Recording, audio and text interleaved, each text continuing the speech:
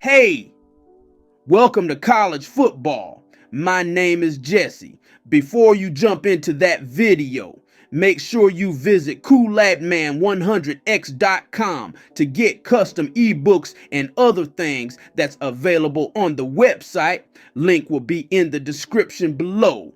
Also, visit the NFL shop to get yourself some Kansas City's Chiefs gear and your own personal team gear as well. And also, all the other sponsors will be in the description below. Now, back to Kool-Aid. Yo, what's up, guys? It's your boy Kool-Aid100x. Welcome to college football. How you doing? We're going to be jumping right into it. We're going to be looking at a formation called Gun Bunch TE. The playbook we're going to be looking at out of is Alabama offensive playbook. We're going to be looking at a play called PA verticals. Let's jump into it. PA verticals. Now, for the PA verticals, I like utilizing this in a long situation because any type of short field wouldn't make this more unjust, because I feel as though if you back up more, you can actually utilize the play better. So in this instance, we want to make the play better in a long run. So now we actually open up the field a little bit more so we can actually identify how this play is actually ran. So now we're seeing we can attack this side of the field way more better now than we do before. So now just making this play better in distance, that's what makes this play good. Because you want to have more open field to make this play work, because now you can actually throw any direction that you want to throw. See what I'm saying? So now you're actually utilizing the field to make this play even more deadlier. So now we're utilizing a little bit more. We can see the QB arm a little bit better. So now we can actually open up and use or catch better.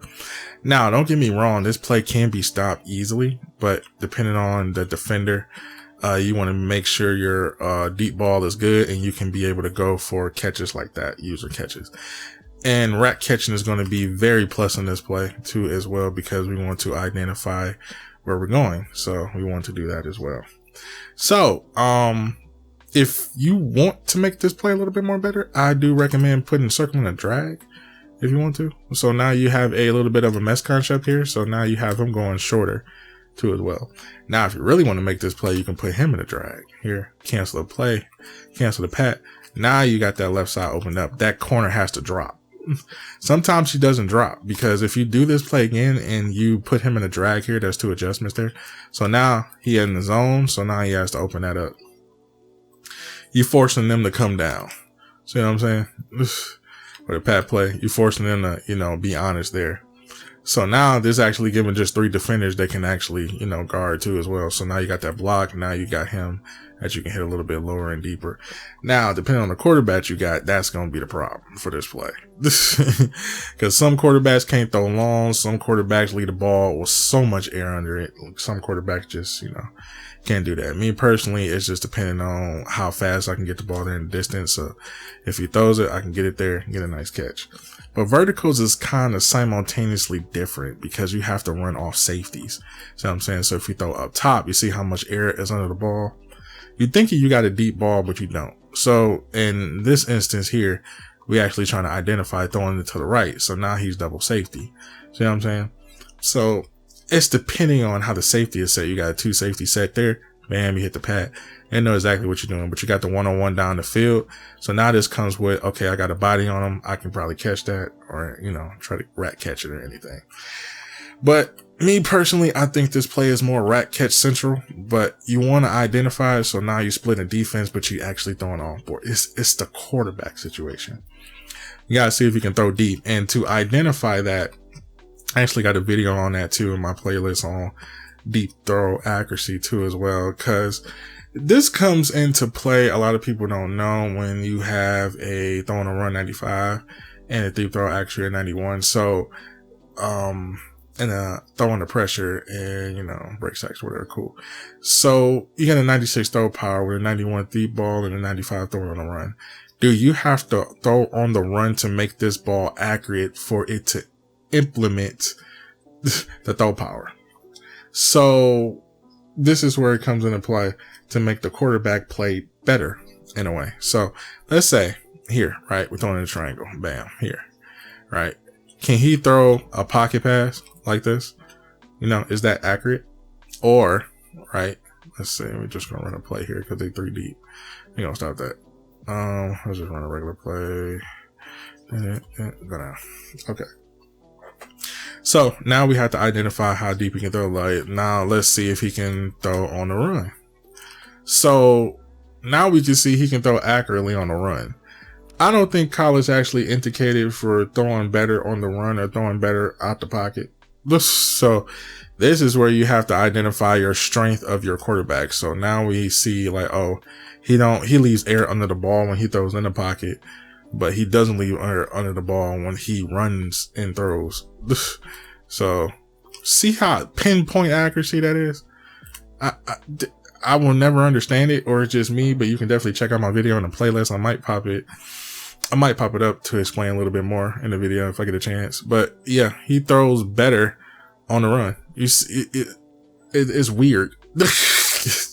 So now you have to identify, okay, how can I make this play more, you know, accurate for him to throw a little bit more better? So now I have to throw on the run to make it compensate for him to throw up. You see what I'm saying? It's way better to throw on the run. So now I have to identify it. So, okay. So now I have to see, okay, he throw that. Will it still be air on the ball? Okay. So in the pocket, deep throw, and he set his feet, man.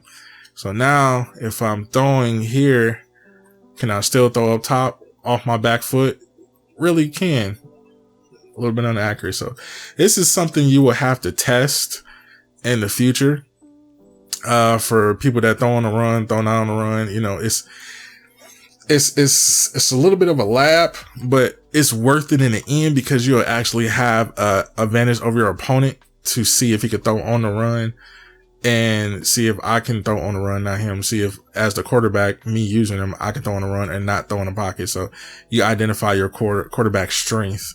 So if he throws better on the run, and I can come back for the ball for the receiver.